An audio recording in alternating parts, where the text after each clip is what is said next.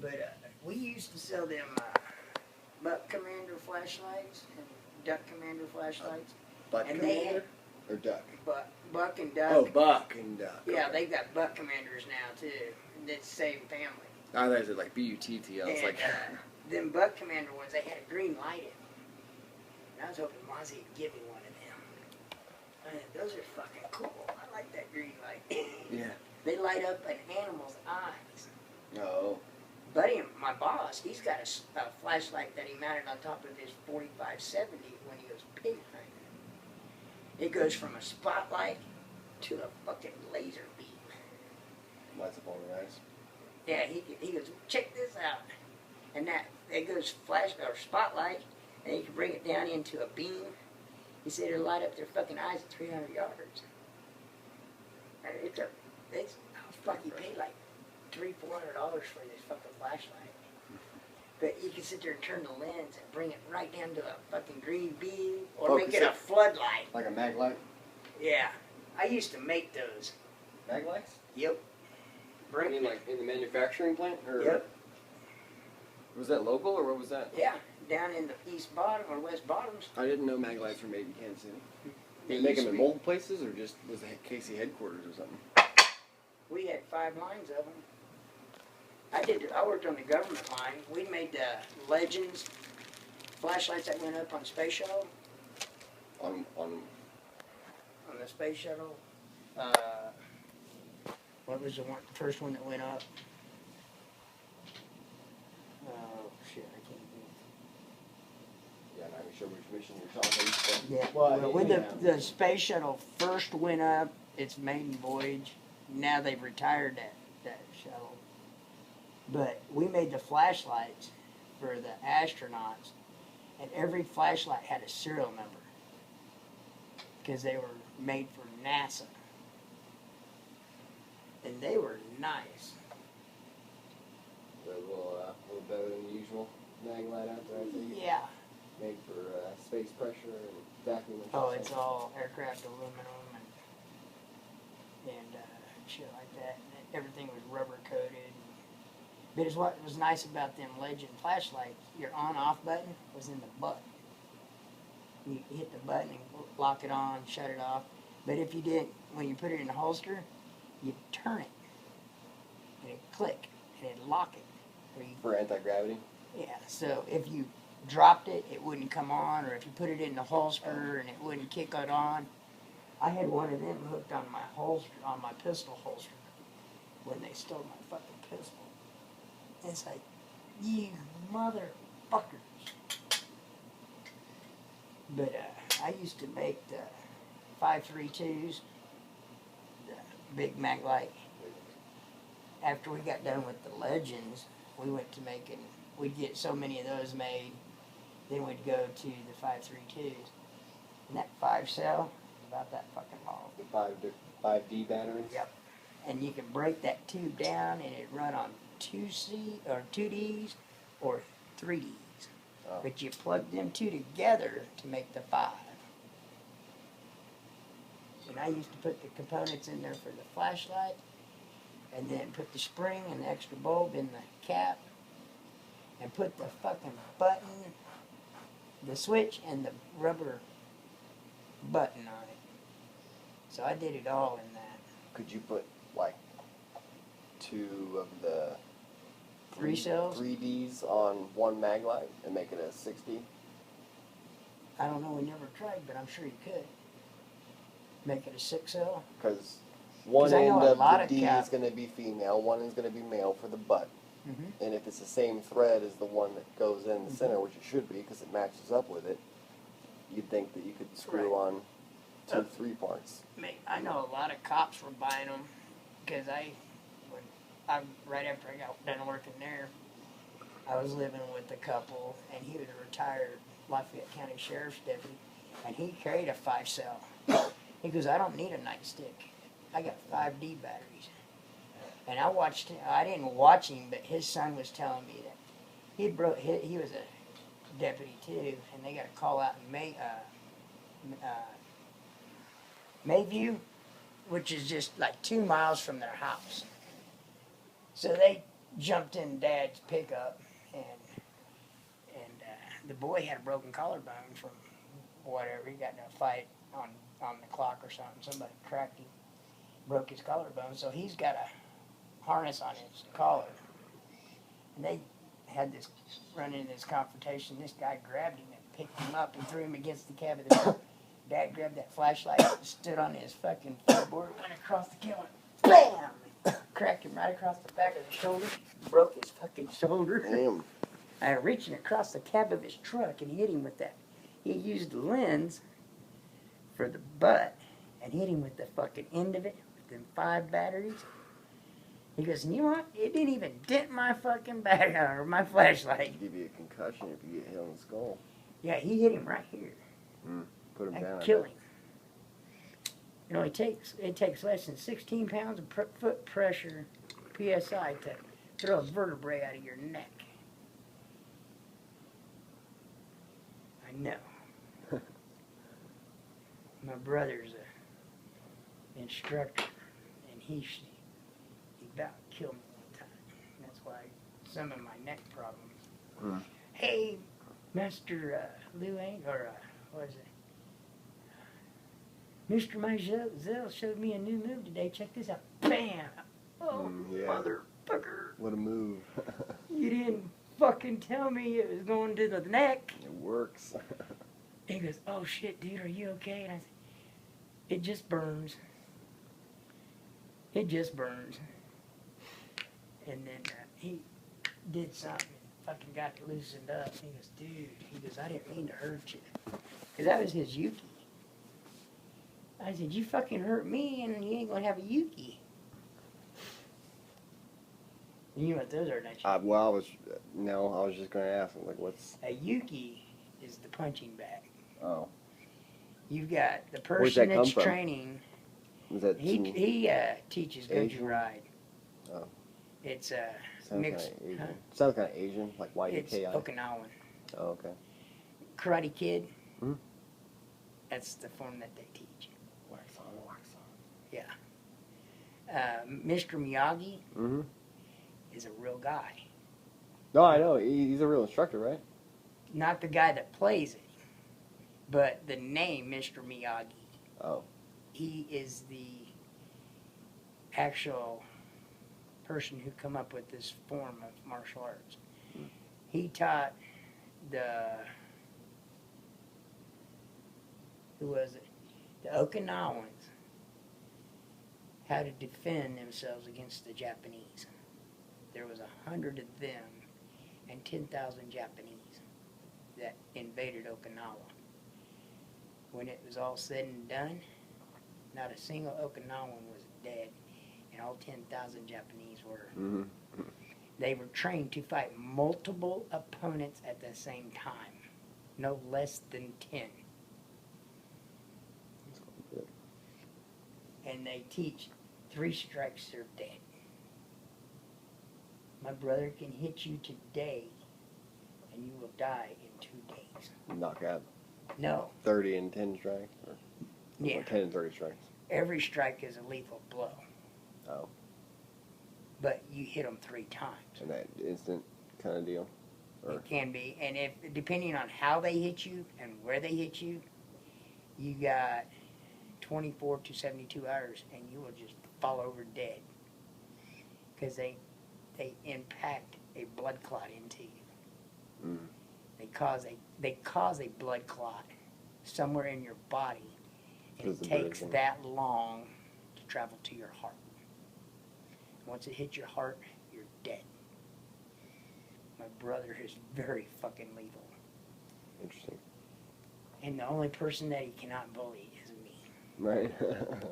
Well, see, my dad, you know, like you were talking about your next to last, or stepdad, I should say, but he used to be the short guy in schools who's kind of made fun of, and Oh, my brother was too. he used to Short get and fat. lifted up by his hands like this, you know, and by taller guys, bullies and whatnot, Oh, yeah. off his feet, you know, and so he's got lots of hand problems now. You know, he had a long career in computers for a while, but typing became a problem, you know. Oh, yeah. But, no, I was my brother's Yuki, so not in the dojo. When he practiced away from the dojo, was you don't go to the dojo, learn your stuff, and then go home. You go home and you practice it. Then it causes muscle memory. So if you're stuck into a situation, it's just natural. You don't think. Because somebody thinks, it takes time. If you do it from muscle memory, it's instantaneous. It's just like when you pull a gun and you stick it out there. If my brother said, if I can get within 10 feet of you, I can take the gun away from you. Because I already know I'm going to take it away from you. I'm not thinking about it, but you got to think about pulling that trigger. Right. And in that 3/10 of a second, right. he can cover that distance. He's there, yeah. And he did it one night. He walked into an apartment over here. It used to be Apple Tree Apartments. He was going to move his ex-wife or his wife's aunt, and because the kids were all fighting and shit, and she wanted my brother over there because of his training and to try and keep the peace. Well, my brother walked in, and as soon as he opened the door, he heard chink chink, the sound of a 45 rack back, and he instantly went onto the defense. He's like, and he walked through there, and he walked through the kitchen door into the living room, and he met a 45. And my brother goes, either use it or I'm going to take it away from you. He goes, what makes you think that? And he goes, because I already did it. He hit that fucking gun, took the slide off, and when he did, it kicked the shell out of the chamber. And as he's coming by, he hits the button, drops the clip. Disarmed you. He completely took the fucking gun out of the guy's hand. Yeah. Because there's two different ways you can do that. I've seen that before in, shows and whatnot. Yeah, you can grab it like this and take the slide, and the shell will come out the back of your hand. Right, discharge. And if you hit it right, you can use your thumb and hit the drop clip, the button to drop the clip. Well, you just took the slide, kicked the shell, and dropped the clip. The gun's empty. And you pull back, and the slide comes off. Yeah.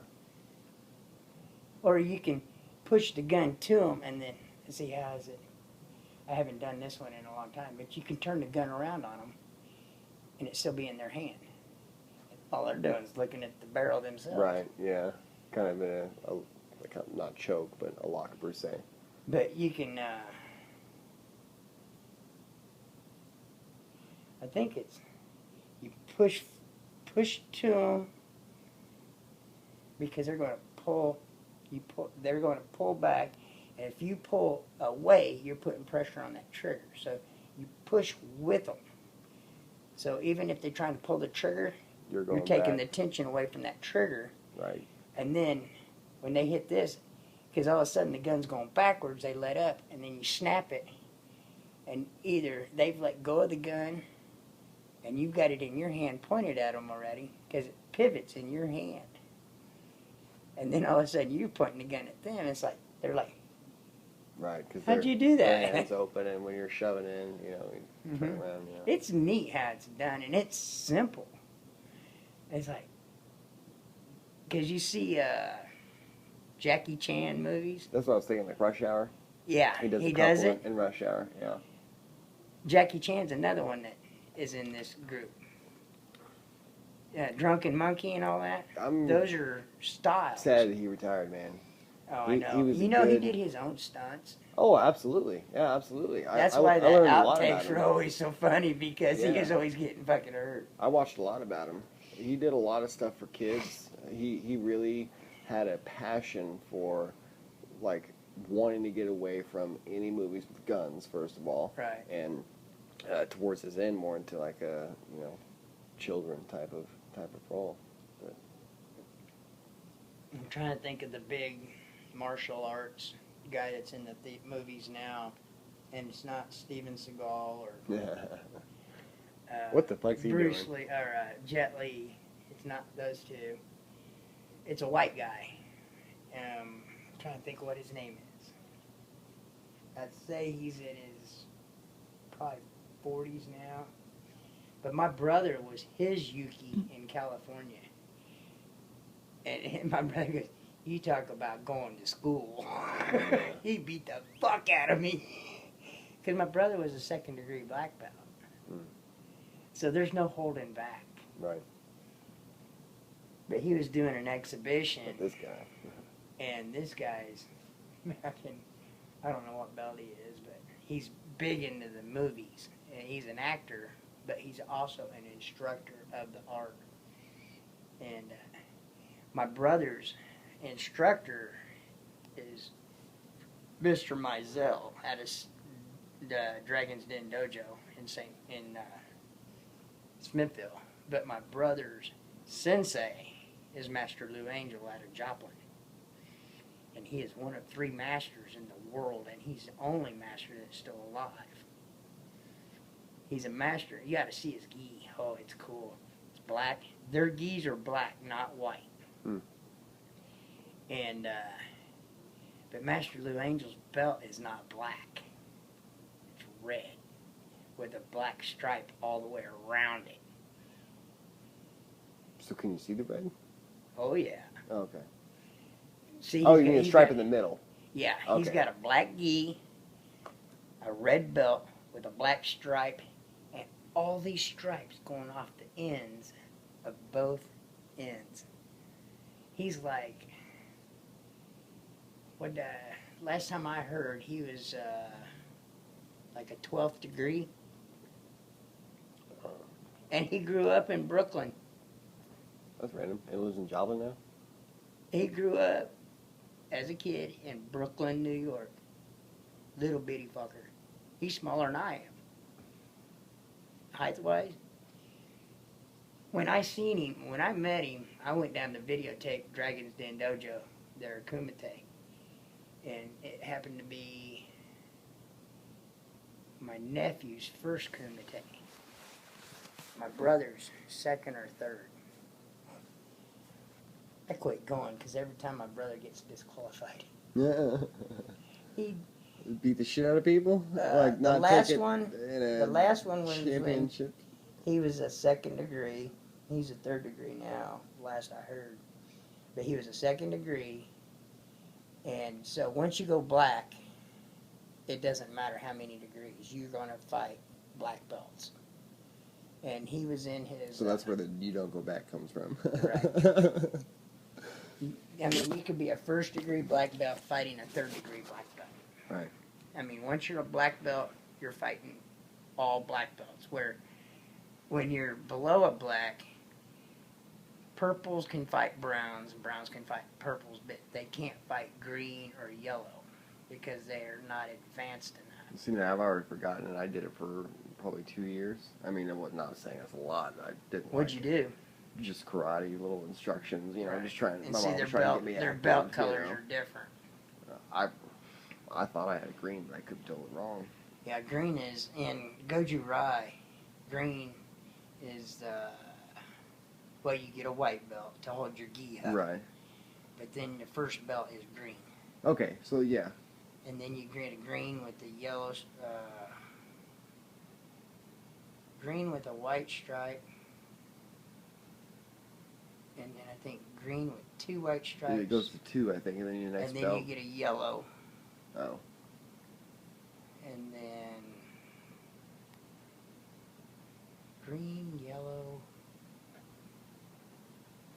trying to think of what the belt color. I can't remember what's after yellow. If it's orange, then purple, brown, and black. But you get 2 stripes. Well, purple, you get a brown stripe. Then brown, then you get brown with a black stripe. Black. And then black. And then black, you get... See, I thought everyone had 2 stripes only, and then you like upgrade to the next belt color. Like I said, Right. it's been forever. And You already see, know. since I didn't study in the dojos, I mean, I went in and I did Tai Chi with them. But I did that more for my breathing and shit like that, and then I got out of it. And I need to get back into it. When was this? Huh? When was all this? my brother's been in it. Well, my brother got out of it. Like, when was your Tai Chi and whatnot? Huh? When was your Tai Chi and all that? When? Yeah, when did you do all that? Yeah. Before my brother became a black belt. Like what? Like 10 years ago, or? Probably 5. Why? But it was teaching me because I was having trouble sleeping and I was having trouble with my muscles and breathing. So Mr. Mizell told my brother, have him come on in. And this is before Dragon's Den Dojo even existed, because he took my brother as a solo student. And he was down in the fitness center at the apartment complex. And it was me and my brother and his wife. And then his wife decided not to do it. And then Mr. Mizell said, hey, let's open up. We got enough people coming. Let's just open up a store or a dojo. And then, see, his son, they did this down in Louisiana. And his son's been doing it bad since. Experience. Oh, yeah. I mean, this isn't his first dojo. Oh, okay. He's got, that I know of, about 20, 25 dojos. Oh, damn. And, but up here, he brought his son up here because he got hooked up with the Crips and trouble down in Louisiana because the kid knows how to fight. Right. I mean, he grew up Sure. in the Dragon's Den. Daddy's the instructor. And he was a 8-time champion. He'd go to